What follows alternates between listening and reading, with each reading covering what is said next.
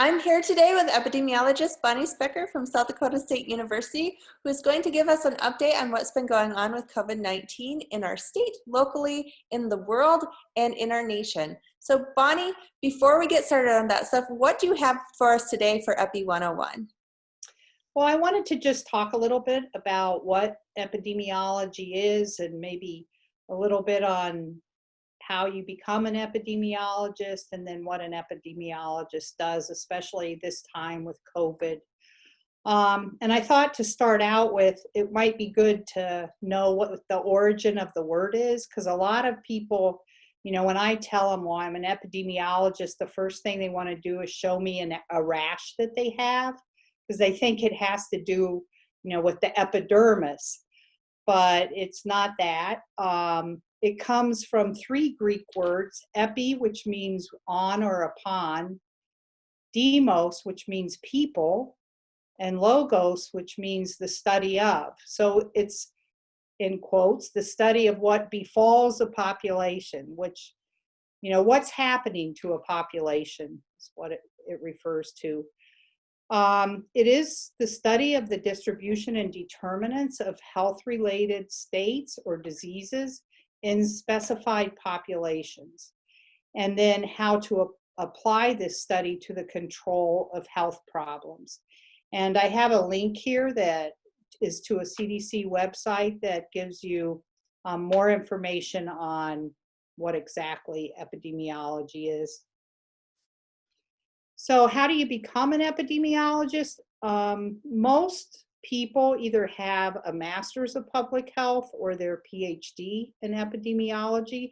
It is a graduate program, so you can't get an undergraduate degree in it. Usually you have an undergraduate degree in some other related field, and then you go on to graduate school and either get an MPH or an MS, a Master's of Science, and then you can go on to get either a PhD or a doctorate of public health. I personally got my degree, I have both a master's and a PhD in epidemiology from the University of Cincinnati Medical Center. So it wasn't a school of public health. I have an MS and a PhD, not an MPH. And the difference is kind of slight. Getting it from a college of medicine, we did things that were a little bit different than what a lot of MPH people do. Like MPH people might work for a department of health and they might be there to evaluate programs, things like that. Whereas getting it from a college of medicine, it was more methodological. Like I had a lot more statistics probably than some students that are getting say an MPH or a doctorate of public health. They have more classes in administration, whereas I took a lot more classes in the sciences. One of the neat things about epidemiology is people can come into it from a big variety of backgrounds. So my background as an undergraduate was a biology degree.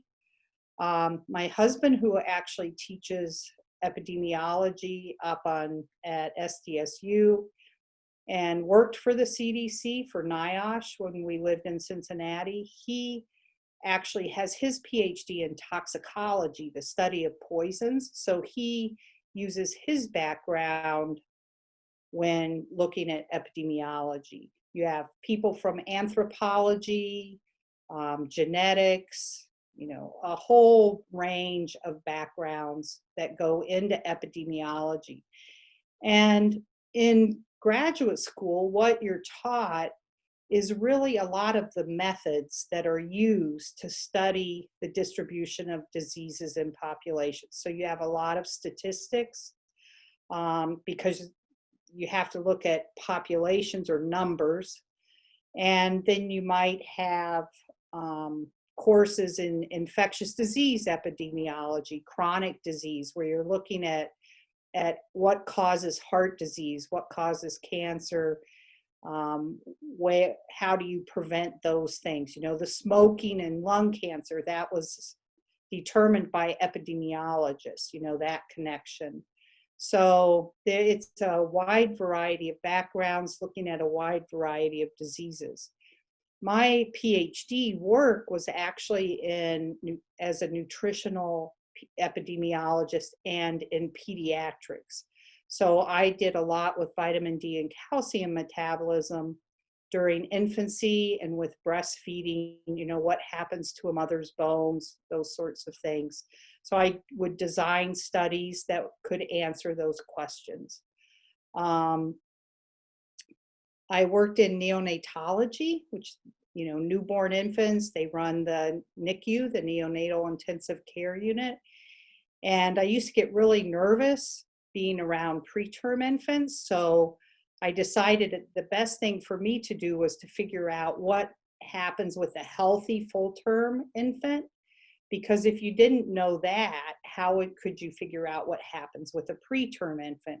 So I looked at growth and factors that influence normal growth, and then took that information and applied it to preterm infants to try to figure out what the issue was with like growth failure, or how do you feed preterm infants to have them grow appropriately.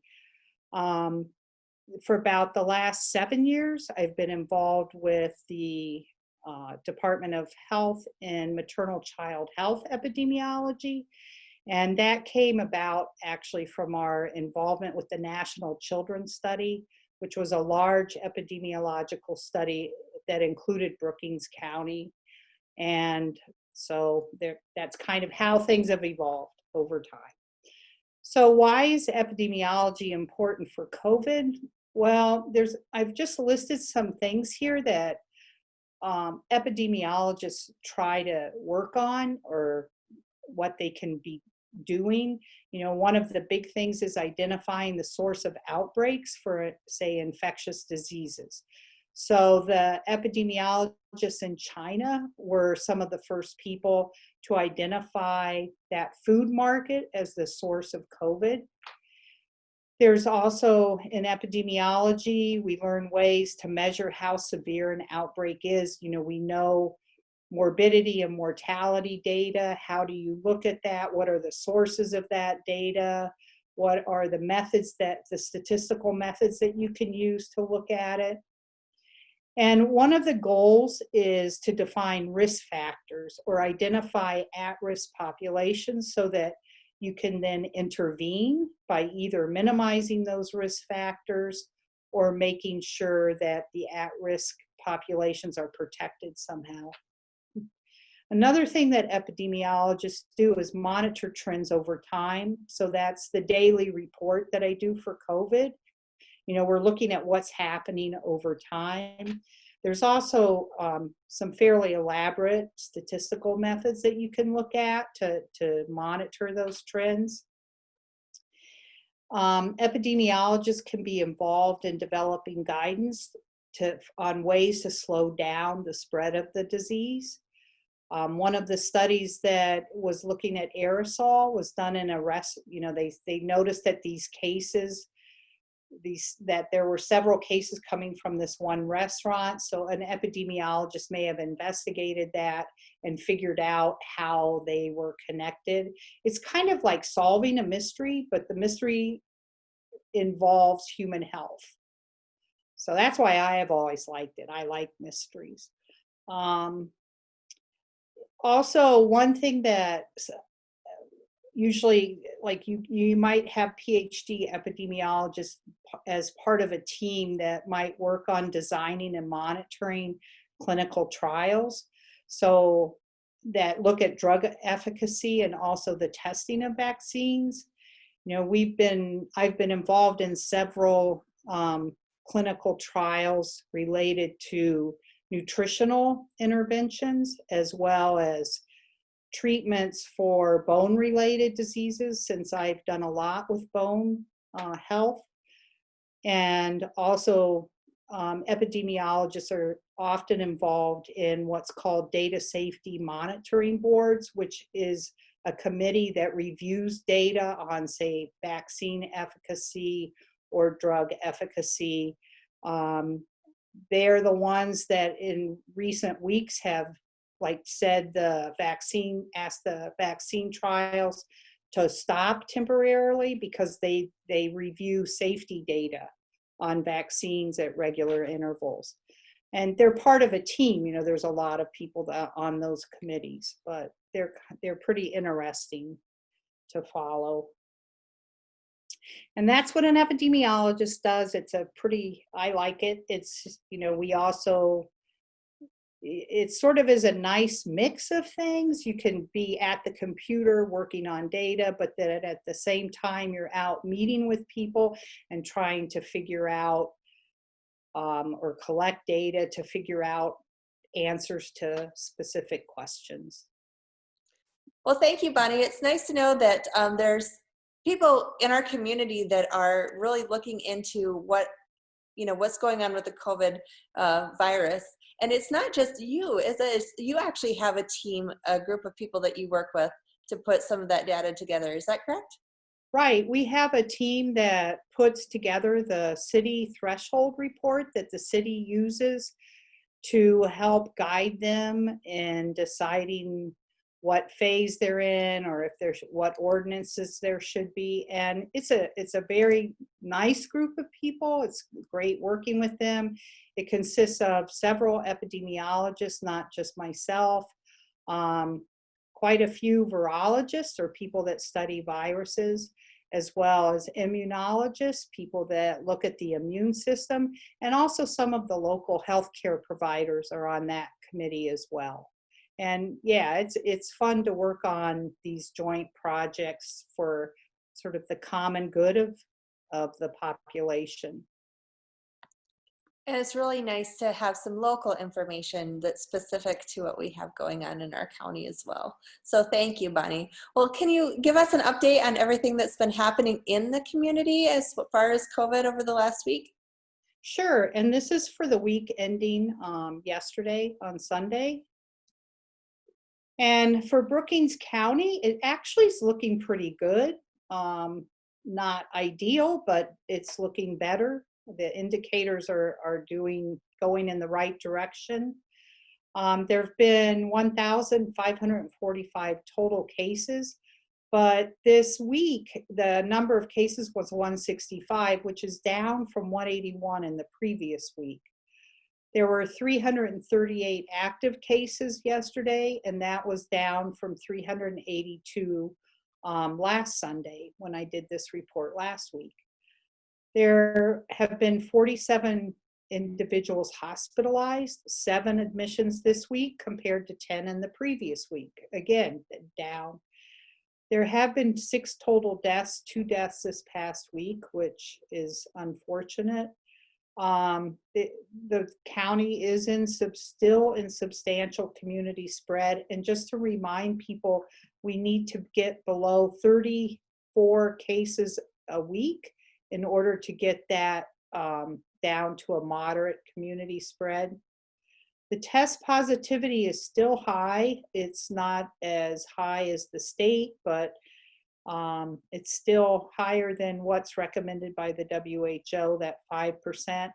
And the test positivity, I'm starting to report this now for both test positivities, depending on the denominator. So you can either use the people tested as the denominator, which is what I typically have reported, but you can also look at the percent positive of the tests that are done.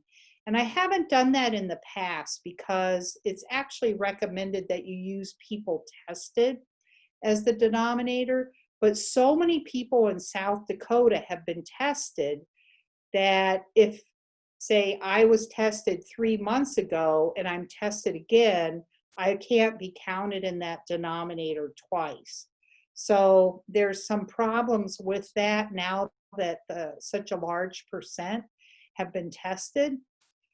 There's also problems with using the number of tests as a denominator, because if someone is repeatedly tested, I'm sick this week, I get tested, it's negative. Next week, I'm still sick, I get tested again.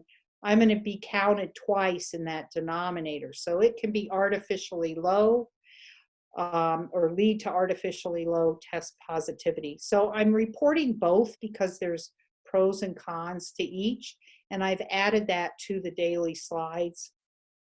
So the test positivity among people tested was 32%, and among tests done, it was 15%. As far as the state, these indicators are not as good as Brookings County. There have been 47,324 cases, 8,000 cases this week compared to almost 6,000 in the previous week, so up quite a bit. As of November 1st, there were 13,138 active cases, and that's up from 10,745 last Sunday. 2,721 people ever hospitalized, 285 admissions this week compared to 317 in the previous week. So that's the one indicator that's looking a little bit better.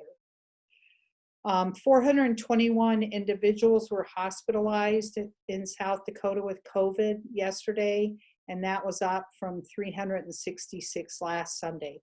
And one thing that I did find out about that particular indicator, the people currently hospitalized, on the graphs in that daily report, I mentioned that currently hospitalized can include out-of-state residents that are hospitalized within South Dakota, whereas the ever hospitalized are only state residents.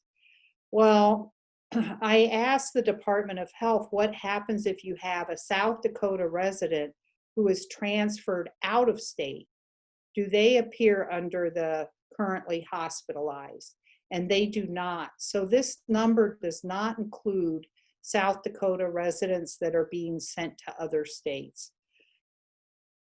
As far as deaths, as of yesterday, there are 437 total deaths, 62 of them this week compared to 52 the previous week. Test positivity is extremely high. Among the people tested, it's 50%, and among tests done, it's 25%. And I think we have the highest test positivity in the country right now. The state does. That's something that needs to improve in order to get this under control. So it's important if anyone has symptoms or if they've been exposed to someone with COVID that they get tested. If you have been exposed to someone with COVID, you can't get tested until 5 to 7 days after that exposure. So if you call the clinic and they ask you to, you ask them to get tested and they say, well, when were you, we're not testing you, or when were you exposed? It has to be that 5 to 7 days out, or they're going to ask you or tell you that you can't get tested yet. So that's important to know. The South Dakota school situation, this is updated this morning. You can see that increase in the grade school numbers is up to 3,000. This is K-12, not grade school, I'm sorry, K-12. It's been a while since I've had children. The yellow lines are the K-12, and that 1,220 is the staff at the K-12 institutions. The blue lines are higher ed. So among higher education institutions, there have been 1,864 students testing positive and 186 staff and faculty. If you look at the United States, we have 9.4 million cases. There were about 575,000 cases this week compared to 485,000 in the previous week. You can see these in this graph. These are the number of cases reported daily, and we are way above where we were back in July. We're at the highest. This peak is expected to continue going up during the winter months when more people are indoors. So not turning the corner yet. There have been 236,000 deaths, 6,000 this week compared to about 5,800 in the previous week. So the deaths are also going up. Worldwide, This graph is actually the number of deaths. There are 46 million cases, 3.45 million cases this week compared to 2.98 in the previous week. So that's going up. 1.15 million deaths. That's really, I think, way beyond what a lot of people can comprehend. 45,000 deaths this week compared to 40,000 in the previous week. And you can see this slight increase that's been happening over the last couple weeks. It's interesting because if you look at the actual cases, they're definitely going up much more rapidly than the deaths are. So I think we have learned, or people have learned how to treat this a little bit better, but that doesn't mean it's something that you can ignore, because there is still a significant amount of illness and death that is occurring. So travel restrictions. The only thing different on this from the previous week is that I've added Florida and Idaho. There's specific counties or city restrictions that may be in place for those parts of, for certain parts of Florida and Idaho. There's a link here. This is updated fairly regularly, not daily, but regularly. So as always, protect others, wear masks, socially distance, and get tested if you have symptoms or are a contact, and we can get this under control. Once again, thank you, Bonnie, for everything that you have put together this week. And for those of you watching, if you have a question for Bonnie, please email us at the address listed in the description of this video. And Bonnie will get back to you and we'll get some of those questions answered for you. So once again, thank you so much, Bonnie, and have a wonderful week. Be safe. Thank you, Chelsea. You too.